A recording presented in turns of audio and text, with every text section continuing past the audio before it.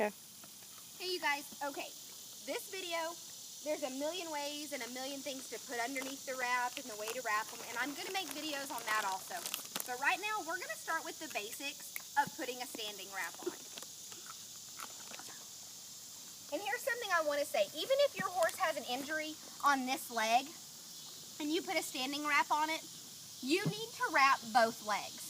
When a horse has an injury and you wrap it, it never fails that they start to try to compensate on the other leg. And sometimes if they injure a front leg or a back leg, they'll even compensate on the opposite end. So if I have a horse that has an injury, I will put standing wraps over the injury, but I will wrap all of the other legs to protect the horse from compensating and becoming sore in other places. So I will put liniment or whatever on every single leg and wrap it, not just the injured leg, because it is so important to understand that a horse will compensate. Oh. And I fall down. Okay, now then, pulling weeds. When you buy Nobos, like this, these pads, just like a polo, you are going to put them on the leg and you are going to go to the inside. You are going to lay it across the tendon, pull it across, you know, lay it, pull it. I don't wrap these with any pressure. I want to be able to stick fingers down in here.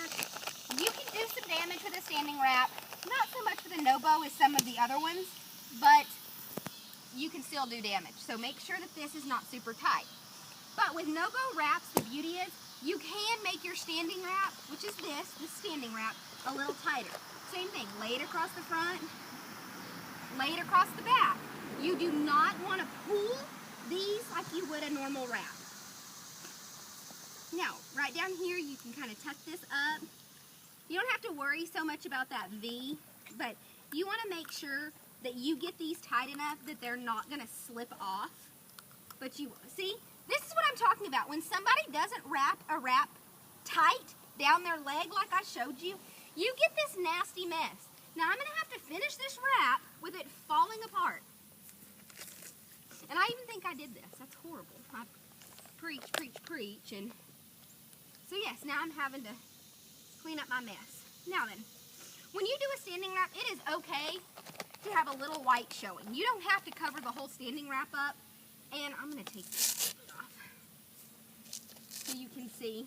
I mean, this mare's really little, so all wraps, I mean, this is just a 12-inch. Like, this is as small of a Nobo as I can find besides ponies. It hits her here. It's a little low, but it's okay. I mean, that's what it should look like. That's a pretty good standing wrap. I can get my fingers in it, especially back here. Come here, Shelby, show them. I mean, you can pull it away. There's slack. You need to be able to get your fingers down in the wrap. You don't want this so tight that it's going to cause damage. But that's how you do it. I mean, it's just pretty